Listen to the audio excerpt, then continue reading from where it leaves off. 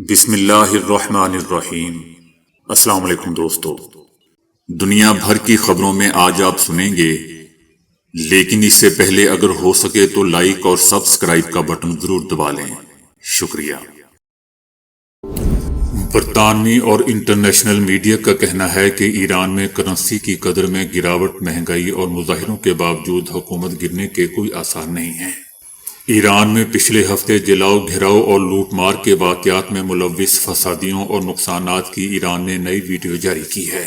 برطانوی میڈیا کا کہنا ہے کہ ایران میں انٹرنیٹ بندش کے سبب یہ ویڈیو پہلے سامنے نہیں آ سکی تھی، جبکہ ایران نے امریکہ اور اسرائیل کو فسادات میں ملوث قرار دیا ہے۔ ایران میں کرنسی کی قدر میں گراوٹ، مہنگائی اور مظاہروں کے باوجود حکومت گرنے کے آثار نہیں۔ ایران کی اعلیٰ ترین سیکیورٹی اسٹیبلشمنٹ میں بھی دراڑوں کے کوئی آثار نہیں ملے۔ ایران نے کہا ہے کہ امریکہ اور اسرائیل فوجی مداخلت کا بہانہ تلاش رہے ہیں۔ ٹرمپ سیاسی عدم و استحکام اور تشدد کو بھڑکا رہا ہے۔ وہ ایران کی خود مختاری، قومی سلامتی کو خطرے میں ڈالنے کے ذمہ دار ہیں۔ ایران کا کہنا ہے کہ امریکہ اور اسرائیل کی کارروائیوں سے بے گناہ شہری جاں بحق ہو رہے ہیں۔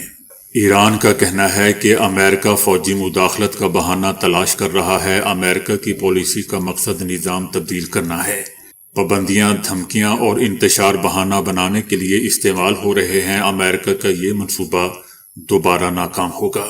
دوسری جانب ایرانی وزیر خارجہ عباس عراقچی نے جرمن چانسلر کے بیان پر کہا ہے کہ برلن انسانی حقوق کے لیکچر کے لیے سب سے بدترین مقام ہے۔ جرمن چانسلر وینزویلا کے صدر کے اغوا پر مسلسل خاموش ہے۔ غزہ میں 70,000 شہادتوں پر خاموش رہنے والے جرمنی کو شرم آنی چاہیے۔ صدر ٹرمپ کے نمائندہ خصوصی کی شاہ ایران کے جلاوطن بیٹے رضا پہلوی سے خفیہ ملاقات کا انکشاف ہوا ہے۔ امریکی میڈیا کا بھی کہنا ہے کہ ویک اینڈ پر ہونے والی ملاقات میں ایران مظاہروں پر تبادلہ خیال کیا گیا۔ ایران میں پرتشدد مظاہروں کے بعد ایرانی حکومت مخالف شخصیت اور ٹرمپ انتظامیہ کے درمیان یہ پہلی اعلیٰ سطحی ملاقات تھی۔ اس سے پہلے دوستو، گزشتہ ہفتے صدر ٹرمپ نے اشارہ دیا تھا کہ وہ رضا پہلوی سے ملنے کا ارادہ نہیں رکھتے، یہ کہتے ہوئے کہ وہ ایک اچھے انسان لگتے ہیں، لیکن یہ اس وقت مناسب نہیں ہوگا۔ یاد رہے دوستو کہ ایران کے آخری بادشاہ کے جلاوطن بیٹے رضا پہلوی نے ایران میں مہنگائی کے خلاف جاری مظاہروں میں شدت لانے کے لیے ملک بھر میں عوام سے اپیل کی تھی کہ وہ سڑکوں پر نکلیں۔ رضا پہلوی کو پیدائش کے بعد سے ہی اپنے والد شاہ ایران کے جانشین کے طور پر دیکھا جا رہا تھا۔ سن 1979 میں وہ امریکہ میں لڑاکا طیارہ اڑانے کی تربیت حاصل کر رہے تھے، جب انقلاب کے دوران ان کے والد رضا شاہ پہلوی کی بادشاہت کو ختم کر دیا گیا۔ یاد رہے دوستو کہ ایران کی حکومت نے دعویٰ کیا ہے کہ 2 ہفتوں سے جاری پرتشدد مظاہروں کا سلسلہ رک چکا ہے اور حالات معمول پر آ گئے ہیں۔ مودی کی مڈل ایسٹ کے حکمرانوں سے دوستیوں کے باوجود مودی کے بھارت میں دوستوں، مسلمانوں اور دیگر اقلیتوں کے خلاف نفرت انگیز واقعات میں 13% اضافہ ہو چکا ہے۔ امریکی research group India hate lab نے بھارت میں اقلیتوں کے خلاف نفرت انگیز واقعات پر رپورٹ جاری کی ہے۔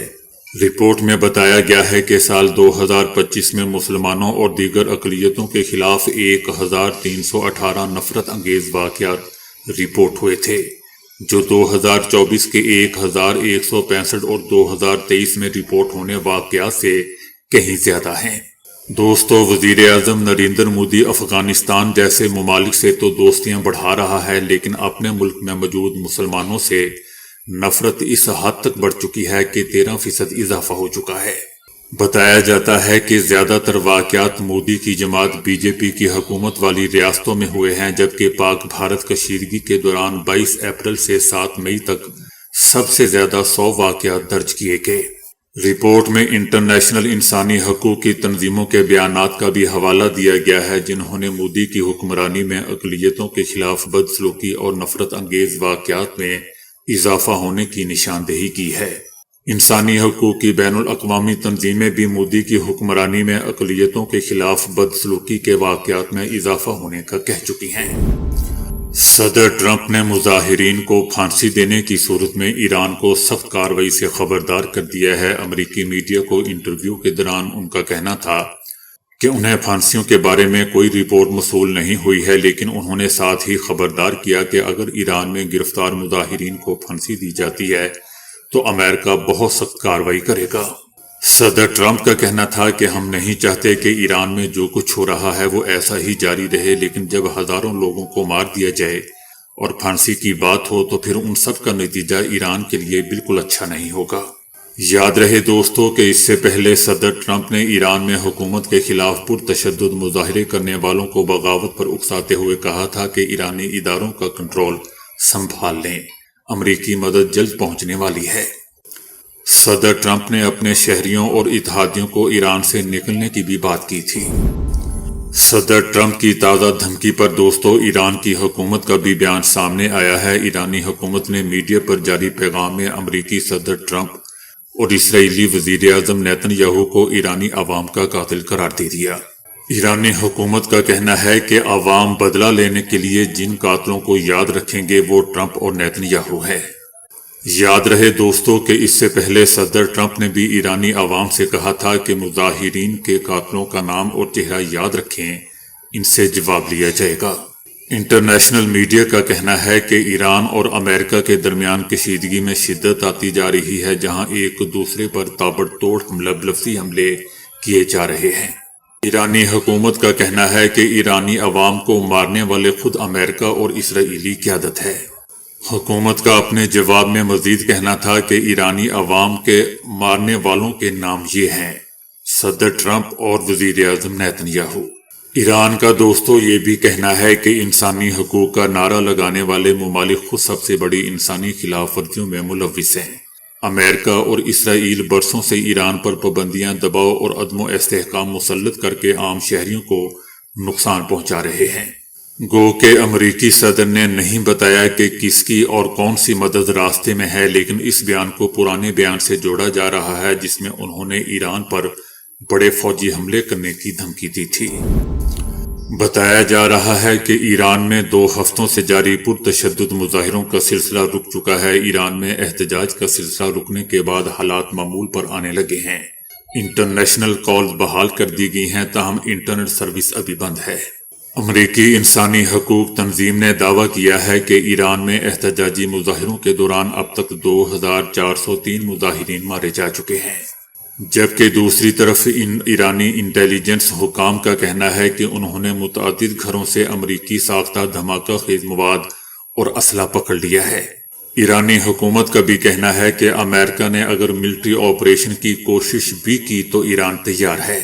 ایرانی حکومت کا یہ بھی کہنا ہے کہ ایران نے ملک میں مہنگائی کے خلاف جائز احتجاج کو باضابطہ طور پر تسلیم کیا۔ مظاہرین سے ریلیف کی بات چیت جاری تھی کہ صدر ٹرمپ کو مداخلت کا موقع فراہم کرنے کے لیے سازش کے تحت مظاہروں کو پرتشدد کر دیا گیا تاکہ ایران کے خلاف بیرونی فوجی طاقت کا ممکنہ جواب تلاش کیا جا سکے۔ ایران کا یہ بھی کہنا ہے کہ ایران کے پاس بیرون ملک سے تخریب کار ایجنٹوں کو احکامات دینے کے شواہد موجود ہیں۔ نہیں سمجھتے کہ امریکہ منصفانہ مذاکرات کے لیے ابھی تیار ہے۔ ترک صدر رجب طیب اردوان نے ترکیہ کی آبادی میں اضافے کی ضرورت پر زور دیتے ہوئے خبردار کیا ہے کہ شرح پیدائش میں مسلسل کمی کے باعث ملک کو مستقبل میں آبادی کے سنگین بحران کا سامنا ہو سکتا ہے۔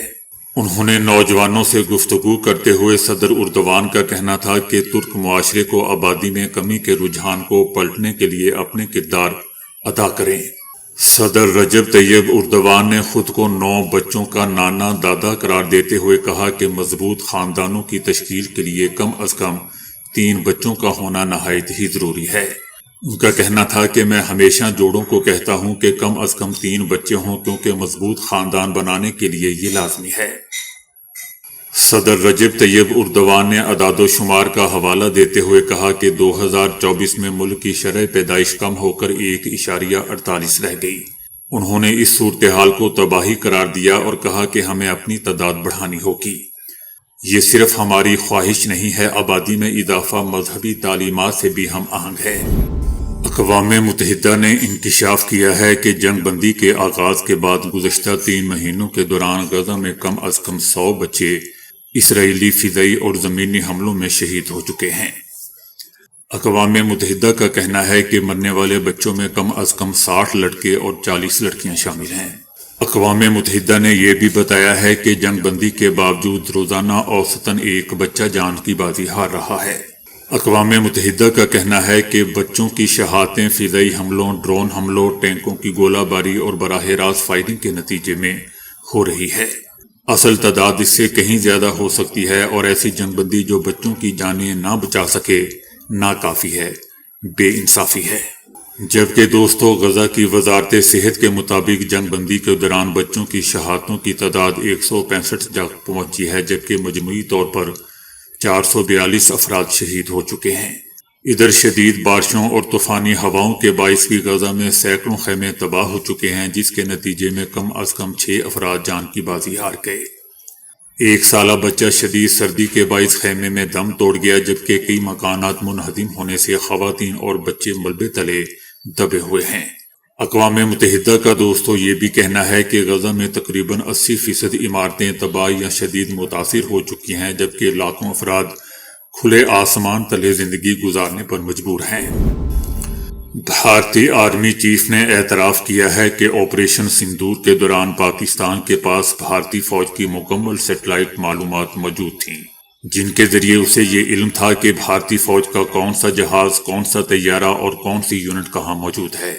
پریس کانفرنس کرتے ہوئے چیف نے پاکستان پر الزامات بھی عائد کیے، تاہم اسی دوران وہ یہ تسلیم کر بیٹھے کہ پاکستان کو سیٹلائٹس کے ذریعے بھارتی عسکری نقل و حرکت کی مکمل نگرانی حاصل تھی۔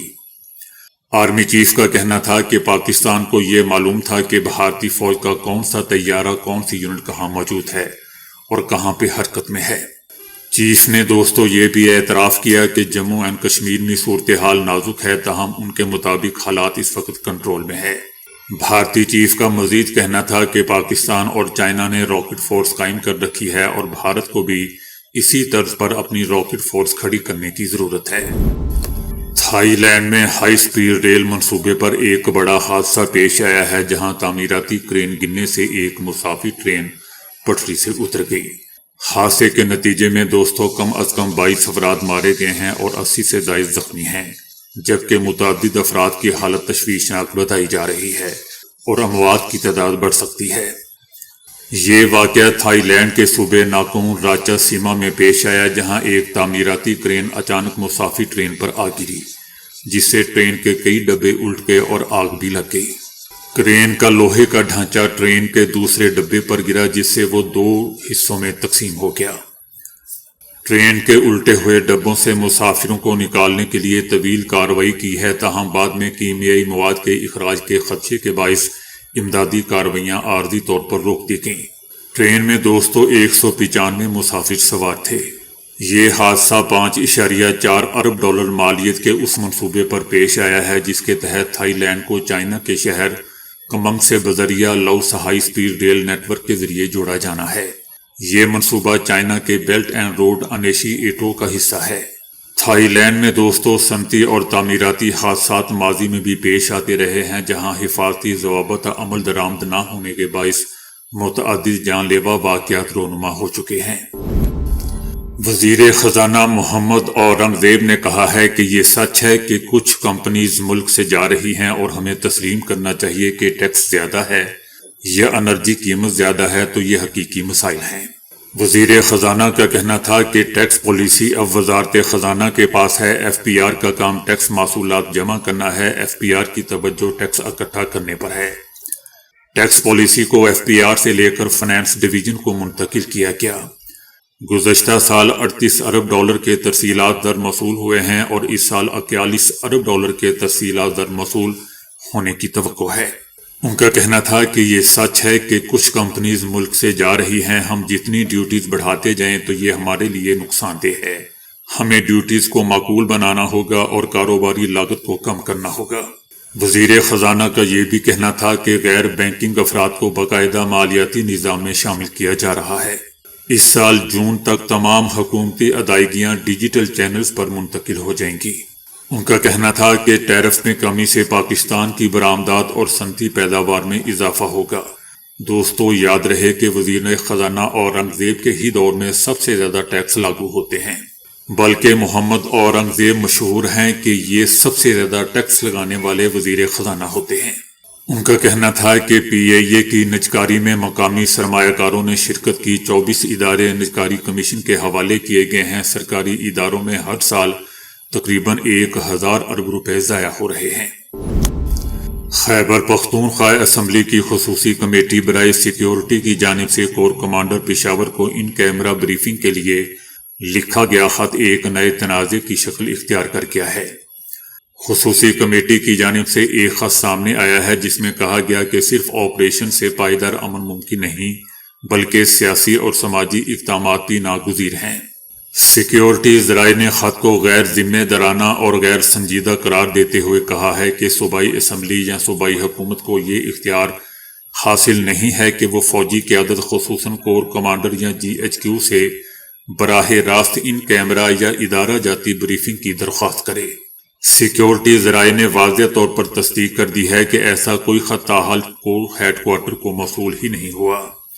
صوبائی اسمبلی میں امن و امان پر ان کیمرہ بریفنگ کسی صورت معمول کا معاملہ نہیں، یہ ایک حساس اور باضابطہ ادارہ جاتی عمل ہے جس کے لیے وفاقی منظوری لازم ہوتی ہے۔ صوبائی حکومت کو یہ حق حاصل ہی نہیں کہ وہ ایسی کوئی درخواست کرے۔